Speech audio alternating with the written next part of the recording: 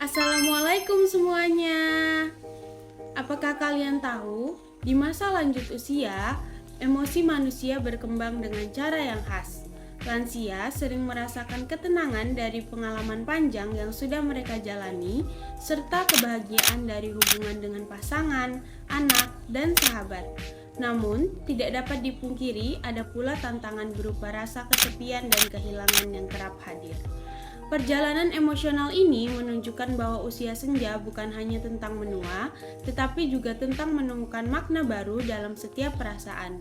Yuk kita bahas lebih dalam mengenai perkembangan emosional pada masa dewasa akhir atau lansia. Pertama, perkembangan psikososial Erikson pada masa dewasa akhir atau lansia. Menurut Erik Erikson, pada usia dewasa akhir atau lansia mengalami tahapan perkembangan yakni integrity versus despair atau integritas versus keputusasaan. Dan pada tahap ini mereka mengevaluasi apa yang telah mereka lakukan selama hidupnya. Dan pada proses mengevaluasi ini, mereka berkonfrontasi dengan rasa putus asa puncak, yakni perasaan bahwa hidup bukan seperti yang diinginkan dahulu, namun sekarang waktu sudah habis dan tidak ada lagi kesempatan untuk mencoba gaya hidup yang baru. Hal ini membuat para lansia sering bergulat dengan menanyakan pertanyaan kepada diri sendiri seperti apakah setelah menghadapi kematian hidupku sudah berharga dan apa yang membuat hidupku boleh disebut bermakna. Dan pergulatan batin ini cenderung membuat para lansia seperti seorang filsuf yang mencari arti dan tujuan hidup. Jika tahap ini berhasil dan seseorang dapat menerima hidupnya dengan penuh syukur, meski tidak sempurna, maka ia akan mencapai integritas. Integritas ini berarti mampu melihat kehidupan sebagai sesuatu yang utuh, bernilai, dan tidak disia-siakan. Dari proses inilah muncul apa yang disebut dengan kebijaksanaan, yaitu kemampuan untuk melihat hidup dengan lebih tenang, penuh pertimbangan, dan penuh harapan. Kebijaksanaan ini membantu lansia menemukan nilai dan makna hidup, terutama ketika mereka mulai berhadapan dengan kenyataan tentang kematian. Namun, bila seseorang merasa hidupnya dipenuhi penyesalan, kegagalan, atau kesempatan yang terbuang, maka muncul keputusasaan. Hal ini ditandai dengan rasa pahit, putus harapan, hingga kecemasan berlebihan tentang menghadapi kematian. Dalam perkembangan emosional, kebijaksanaan menjadi salah satu tanda kematangan emosional. Lansia belajar menerima pengalaman hidupnya, baik suka maupun duka, sehingga mereka mampu mengelola emosi dengan lebih stabil. Dengan begitu, mereka tidak hanya lebih siap menghadapi akhir kehidupan, tetapi juga bisa merasakan ketenangan dan kedamaian batin. Dengan demikian, perkembangan emosional pada lansia bukanlah sebuah penurunan, melainkan sebuah proses adaptasi di mana individu belajar menemukan makna, ketenangan, dan juga keseimbangan emosional di tengah keterbatasan usia. Selanjutnya, kesejahteraan pada masa dewasa akhir atau lansia.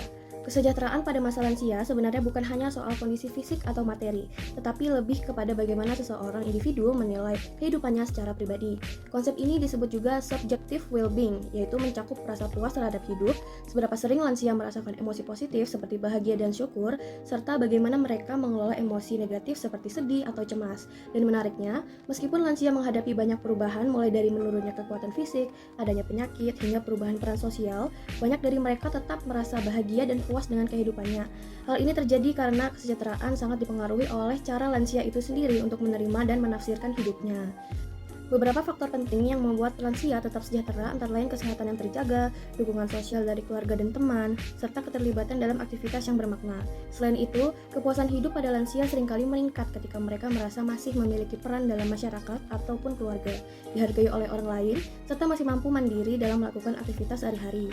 Adapun strategi yang bisa dilakukan oleh lansia agar kesejahteraannya meningkat, yakni menggunakan strategi yang disebut seleksi, optimisasi, dan juga kompensasi, yaitu memilih aktivitas yang paling penting, mengoptimalkan kemampuan yang masih dimiliki, dan mencari cara untuk menyesuaikan diri dengan keterbatasan yang ada. Dengan begitu, meski usia bertambah dan tubuh kian melemah, kesejahteraan lansia tetap bisa terjaga dan memiliki kemampuan untuk tetap bahagia, merasa puas, dan menjalani hidup dengan penuh makna di masa tua. Seiring bertambahnya usia, hubungan personal menjadi salah satu hal terpenting dalam kehidupan lansia.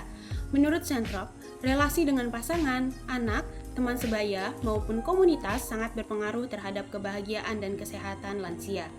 Bagi lansia yang masih memiliki pasangan, ikatan pernikahan biasanya terasa lebih erat. Pasangan menjadi tempat berbagi, memberi dukungan emosional, sekaligus pelindung dari rasa kesepian. Hubungan dengan anak-anak juga tetap berharga. Lansia seringkali memberikan nasihat dan pengalaman hidup, sementara anak-anak memberikan hubungan praktis maupun emosional. Keharmonisan hubungan antar generasi terbukti membuat lansia lebih sejahtera secara psikologis. Tidak kalah penting, sahabat dan teman sebaya membawa kenyamanan tersendiri. Mereka bisa saling memahami karena melewati fase kehidupan yang serupa. Lansia dengan jaringan pertemanan yang kuat biasanya lebih bahagia dan lebih sehat. Selain itu, keterlibatan dalam komunitas atau kegiatan sosial seperti kelompok keagamaan atau klub hobi membantu lansia tetap merasa bermakna dan berguna. Namun, Santrok juga menekankan bahwa kesepian menjadi salah satu tantangan terbesar. Kehilangan pasangan atau sahabat dekat mempengaruhi kesehatan mental maupun fisik. Karena itu, menjaga dan merawat hubungan personal adalah kunci utama agar masa lansia dapat dijalani dengan bahagia, sehat, dan penuh dengan makna. Sekarang kita masuk pada gaya hidup non-marital dan memiliki hubungan pada dewasa akhir, atau kita kenal dengan lansia lanjut usia.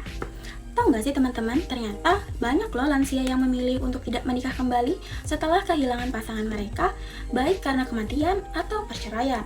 Banyak di antara mereka yang merasa cukup dengan hidup sendiri. Harlock pun menjelaskan, banyak orang lanjut usia memilih tidak menikah kembali setelah kehilangan pasangan, tetapi tetap berusaha untuk memenuhi kebutuhan emosionalnya melalui hubungan dekat yang bersifat non-marital.